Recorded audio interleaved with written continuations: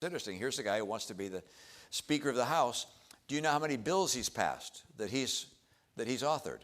None. That is Utah Republican Senator Mitt Romney trashing Ohio Republican Jim Jordan. None of the bills he sponsored has ever become law. So we're looking at electing a person who would be second in line to the presidency who's never passed a bill. But he's certainly well known because he's able to make a lot of noise. And that's the currency of the realm these days in politics, is finding a way to stand out. So how did we get to this moment where you stand out more through raw partisanship and flame throwing than through knowledge, expertise, and a reality-based point of view? Well, in this appearance at Georgetown University, Romney offered one of the most articulate and compelling explanations you will ever hear. Watch. Our media has moved from a setting where there were editors and fact checkers, and where if you're a crackpot with a crazy theory of some kind, you're probably not going to get it published in any kind of a way that's going to get picked up by the public at large.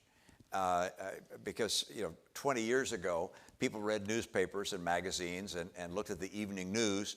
Those things were all carefully vetted in most respects by editors, fact checkers, and so forth. That's gone. You guys are getting your news, certainly as I do now, by going on my device.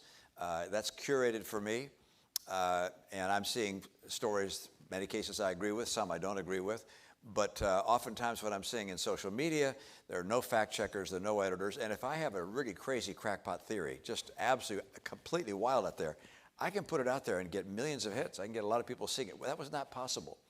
And the people who are influencers, if you will, and have the biggest following are people who are angry and are pointing out the foibles on the other side. Cable and streaming television news often plays right into this. TV producers know that a strong point of view or an argument or fierce debate almost always draws more eyeballs than a thoughtful discussion. And it becomes a vicious cycle. Since wild characters and outlandish arguments draw a bigger audience, politicians trying to raise their profile have an incentive to be extreme, because that gets them booked on cable news, which then raises their profile and gets them more campaign donations. And so politicians have begun to reflect that, hey, if you want to get support, you want to get money for your campaign, your next campaign, the more outrageous thing you say, the more likely it is that you're going to have people following you. And so you have people increasingly coming to Washington whose objective in staying in office is to make noise, not to make law, not to change things in a way that might be better for the country, but just to make a lot of noise and to show they're angry and fighting and to be well known. And if I were to ask you the names of Congress people that you know, they'd almost all be people who don't actually do anything or pass any law, but they are very outspoken. And how does a democracy work? One, when the population is getting information that may or may not be accurate, and two, when the people that are most well known are those that aren't accomplishing things, but instead are performing. Performing. Republicans Jim Jordan, Matt Gaetz, Lauren Boebert, and Marjorie Taylor Greene, to name just a few.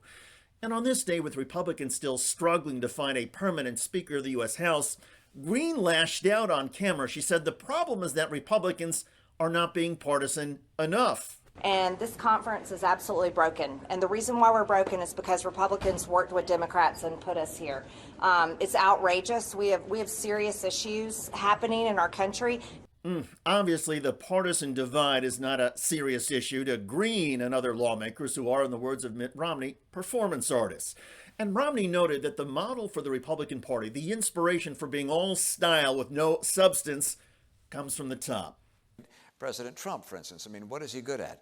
His background was performing. He was on TV, he was a WWF owner and would go out there with the wrestlers and so forth. I mean, that's what he did, and that's what has given him the prominence that he's received. So, yeah, it's a very different environment than might have existed in the earlier days of our democracy, and it's kind of hard to understand where we're going to head, where we're going to go in that kind of setting. By the way, the Senate, in part because we get elected over an entire state instead of a small district, we tend to be a little more bipartisan and a little more oriented towards getting things done, I believe, than the House.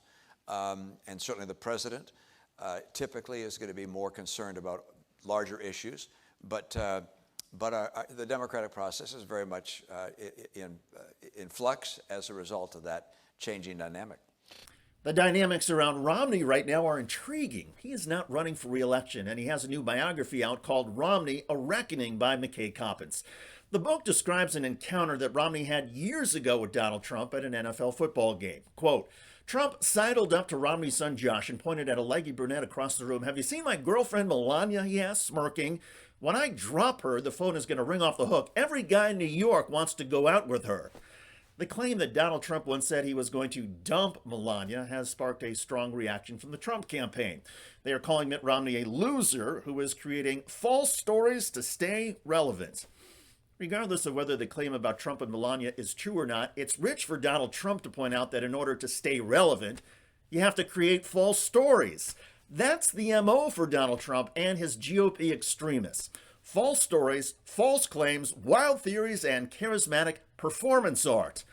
The MAGA world has it down pat, and much of our media is playing along, to the frustration of Mitt Romney and so many other people in politics and journalism who worry about the future of our society and the future of our democracy.